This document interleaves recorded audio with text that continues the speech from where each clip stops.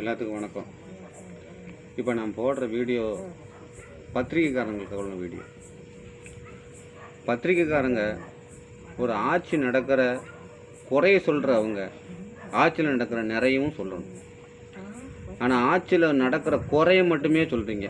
கேட்டால் அதுக்கு ஒரு ஈரவங்காயமான வசனம். அதாவது நாங்கள் ஆளுங்கட்சி தான் நாங்கள் கேள்வி கேட்க முடியும். ஆளுங்கட்சியில் நடக்கிற குறைகளை சொல்கிற நீங்கள் ஆளுங்கட்சியில் நடக்கிற நன்மைகளையும் சொல்லணும்ல. அவன் தானே நடுநிலையான பத்திரிக்கையாரன். இந்த ஜீவ ஜகாப்தம்னு ஒரு ஆள் இருக்கார், அவர். இந்த கோடீஸ்வரன் ஒரு ஆள் இருக்கார், அவர். அப்புறம் அண்ணன் அவர் பேர் அது செந்தில்வேலா, செந்தில்வேல். அவர் மனுஷ ஜென்மமானே எனக்கு தெரியல. கேட்டால் நான் வந்து திமுகவை இவ்வளோ ஆதரிக்கல, இவ்வளோ ஆதரிக்கிறேங்காரு. உங்களுக்குலாம் சத்தியமாக வந்து நல்ல சோறு தான் திங்கிங்களா? நல்ல சோறு திங்கிங்களா நீங்கள்? ஏன்னா உங்களுக்கு என்ன, ஏன்னா அவங்கள பற்றி பேசும்போது நீங்கள் ஏசி கார்லையும் அங்கிட்டு அலையிறனால ஒரு நாள் இங்கே வேலை வாய்ப்பு இல்லாமல் திமுக ஆட்சிலையும் அண்ணா திமுக ஆட்சிலையும் எவ்வளோ கஷ்டப்பட்டுருக்கோன்னு சின்ன சின்ன நாடுகள்லாம் பெரிய பெரிய நாடுகளாக மாறிட்டு இருக்கு. அதுக்கு முக்கியமான காரணம் என்ன? எங்கள் வேலைகளை நீங்கள் திருடுறீங்க. திருட்டு பயில இருக்கிற ஆட்சியில் நாங்கள் வந்து இப்போ திருடன்னு சொல்லாமல் எப்படி திருடுன்னு தானே சொல்லணும்.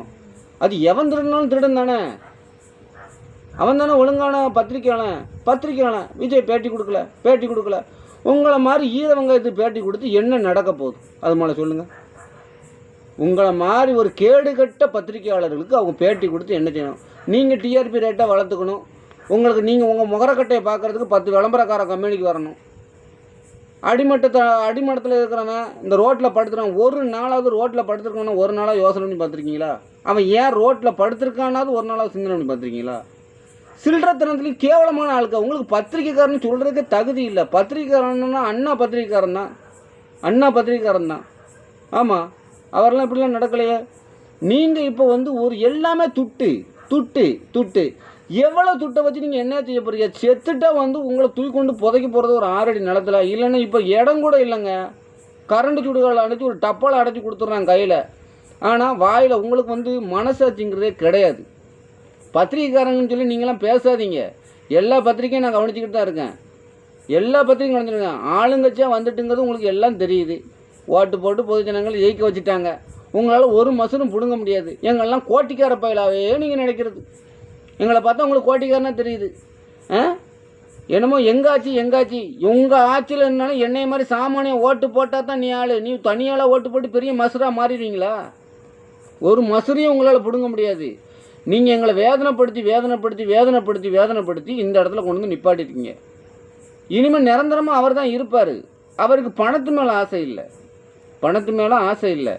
முதலமைச்சரை பற்றி பேசுகிறதுக்கு ஒரு மாண்புமிகு முதலமைச்சரை நீங்கள் வாயிலுக்கு வந்ததெல்லாம் பேசுகிறேன். அந்த கோடீஸ்வரன் நக்கல் கிண்டல் இந்த செந்தில்வேலுங்கிறவனுக்கெல்லாம் நாங்கள் உங்களை விட்டு வச்சுருக்கோம். இதே திமுக ஆட்சியில் வந்து நாங்கள் திமுகவாக இருந்து நீங்கள் இப்படி பேசியிருந்தீங்கன்னு வச்சுக்கோங்களேன், அவங்க டவுசரை கிழித்து ஜெயிலில் போட்டிருப்போம். நாங்கள் ஜனநாயக முறைப்படி நடக்கிறனால நீங்களாம் வாய் கிளியே பேசிக்கிட்டு இருக்கீங்க இல்லையா? உங்களாம் ரொம்ப ஏத்தம் தான், கொஞ்சம் நெஞ்சம் ஏத்தம் கிடையாது, ரொம்ப ஏத்தம். ஏன்னு வச்சுக்கோங்க, நீ கஷ்டத்தை பார்க்காதவன் எவன்டையோ காசு வாங்கி தின்னுக்கிட்டு இருக்க. ஒரு நாள் நெத்தி வேர்வை நிலத்தில் சிந்தி ஒரு நாள் உழைச்சி தின்னுப்பார். அப்போ தெரியும் ஒரு காசை சம்பாதிக்கிறது எவ்வளோ கஷ்டம், அதை பயன்பாட்டுக்கு கொண்டு வர்றது எவ்வளோ கஷ்டம்னு உங்களுக்கு தெரியும். எப்போ பாரு விஜய் பேட்டி கொடுத்தா நீ கிழிச்சு நக்கியிருப்பீங்களோ எல்லாத்தையும். உங்களோட பேட்டி கொடுத்தவொன்னே நீ நக்கி தள்ளியிருப்பீங்க. நாளைக்கே லஞ்சத்தை ஒழிச்சிருப்பீங்க. கஷ்டப்படுறவன எல்லாத்தையும் கோடீஸ்வரன் ஆக்கியிருப்பீங்க. நீங்களே பிச்சைக்கார பயிலுங்க. எவன் கொடுக்குற காசுக்கோ வந்து நாய் மாதிரி குலைச்சிக்கிட்டு இருக்கீங்க. நாயை விட கேவலமாக குலைங்க. நாய் கூட வந்து ஒருத்தன் தெரியாதவன் வந்தால் தான் ரோட்டில் குலைக்கும். நீங்கள் அப்படிலாம் கிடையாது. கொடுக்குற காசுக்கு 24 மணி நேரமும் குலைக்கிறீங்களப்பா. செம்மையாக குலைக்கிறீங்கல்ல.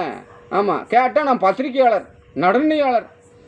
உங்களுக்கெல்லாம் கேவலமாக இல்லையா? உங்களை பார்த்து உங்கள் கண்ணாடியில் நீங்கள் பார்த்து கேளுங்க. உங்கள் உலகம் நம்ம தமிழ்நாடு எவ்வளோ சிறந்த நாடுன்னு உங்களுக்கு நல்லா தெரியும். திருட்டுக்கார பையன் மட்டும்தானே இருக்கீங்க. இங்கே திருட்டுக்கார பையன் மட்டும்தான் இருக்கீங்க. லஞ்சம் வாங்கிட்டான்னு சொல்கிறதே குத்தமாக தெரியுது. செந்தில் பாலாஜிலாம் அவ்வளோ பெரிய நேர்மையான ஆள். ஏன் இப்படி இருக்கீங்க? ஒரு கெட்டதை சொல்கிறீங்கன்னா நல்லதையும் சொல்லுங்கய்யா. ஆட்சியில் நடக்கிற கெட்டதை சொல்கிறதுங்க இல்லை, நல்லதை சொல்லணும்ல.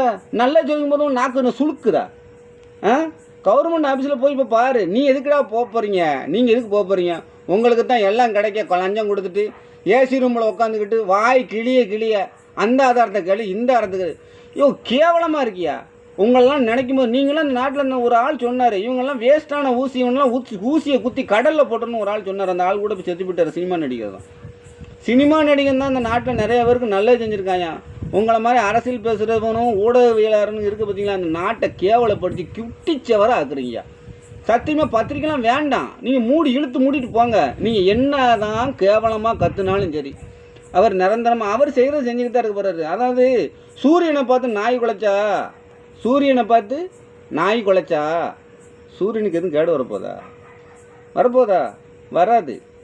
ரொம்ப மனசுக்கு சங்கடமாக இருக்குது. டிவியை திறந்தாலே எப்போ பார்த்தாலும் நசன் நாயை விட கேவலமாக குலைக்குங்க. ஆமாம், கேவலமாக இருக்குங்களே. உங்களெல்லாம் நான் படுதான் தமிழ்நாட்டில் உங்களை மாதிரி அறிவில்லாதவனு கேட்டால் படித்தவங்க என்னத்தை படித்து கிழிச்சிங்க? நடுநிலையை பேசுகிறவன் தான் ஏன் பத்திரிக்கையாளன்? என்னத்தை நடுநிலையை கிழிச்சிட்டிங்க? திமுக ஆட்சியில் ஒரு தப்புமே நடக்கலை. 5 வருஷம் திமுக ஆட்சியில் ஒரு தப்புமே நடக்கலை. 50 வருஷமாக அந்த நாட்டில் வந்து வெறும் அந்த அம்மா சாவருக்கு முன்னாடி கூட 1.5 லட்சம் கோடி தான் ஏன் கடன் இருந்துச்சு. இந்த எடப்பாடின்னு ஒரு கூய்மம் வந்தான். சாரி, அதிகமாக பேசக்கூடாது. எனக்கு அவ்வளோ வேதனையாக இருக்குது. எடப்பாடின்னு ஒரு நான் இதுக்கு இந்த வார்த்தைக்காக நான் மன்னிப்பு கேட்டுக்கிறேன். எடப்பாடிங்கிற ஒரு ஆள் இருந்தார் பார்த்துக்கோங்க. அவர் வந்தார், ஒரு 4 லட்சம் கோடி கடனாக்கினார். இவர் வந்தார் 5 வருஷத்தில் பெரிய சரித்திரம். 5 வருஷத்தில் 5.5 லட்சம் கோடி கடன். எங்களுக்கு என்ன இருந்துச்சு? நாங்கள் என்ன நடுரோட்டில் தான் கிடக்கோம். எந்தெந்த மந்திரி எவ்வளோ கொள்ளையடிச்சிருக்கான்னு வந்தோன்னா அப்படியே எல்லாத்துக்கும் வலிக்குது இல்லை? வலிக்கத்தானே செய்யும். ஏன்னா திருடனுக்கு தேள் கொட்டினா வந்து பொத்திக்கிட்டு இருக்கணும், நீங்கள் கத்திக்கிட்டு இருக்கீங்க. இருங்க, இன்னொரு 5 வருஷம் அவர் நல்லபடியாக இருந்தார் வச்சுக்கோங்களேன். உங்களை மாதிரி ஆட்கள்லாம் இந்த உலகத்தில் இருக்கவே இருக்காது. நல்லா தெரிஞ்சுக்கோங்க. பத்திரிக்கைலாம் மனசாட்சியெல்லாம் பேசாதீங்கய்யா.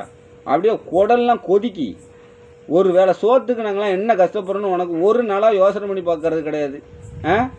எப்போ பாரு திமுக அதை பிடுங்குச்சு இதை பிடுங்கி. ஏன்னா உனக்கு பிச்சை போடுறவனுக்கு தானே நீ பேசுவ. நடுநிலையான நீ என்னைக்கு பேசுன? கேட்டால் விஜய் பேட்டி கொடுக்கலங்க. உங்களுக்கு பேட்டி கொடுத்து என்ன பிடுங்க போகிறாரு அவர்? பிரதம மந்திரிட்டு போய் நீங்கள் என்னைக்காவது பேட்டி வாங்கிட முடியுமா? அவங்கள்ட்ட பேசினாரா? ஜெயலலிதா அம்மையாக இருந்தார், அவங்க என்னைக்காவது பேட்டி கொடுத்துருக்காங்களா? ஆட்சி பண்ணாமல் விட்டாங்களா? வாயில் கெட்ட வார்த்தையாக வருதியா? ஆமாம், கொஞ்சம் நேரம் பேசுகிறக்குள்ள எமோஷனாக என் குடும்ப விஷயத்துக்கு கூட எமோஷன். நீங்கள் பேசுகிற பேச்சை கேட்டால் ஐயோ கொலவெறி ஆகுது.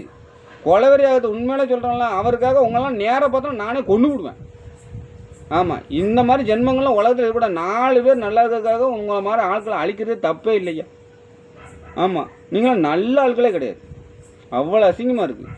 உங்கள் கூடலாம் பிறந்த மேலும் உங்கள் தமிழ் தேசம்னு சொல்லிட்டு பேசுகிறது இடும்பவனம் காட்டின்னு ஒருத்தர் இருக்காரு. ஐயய்யய்யய்யா அப்பா முடியலை.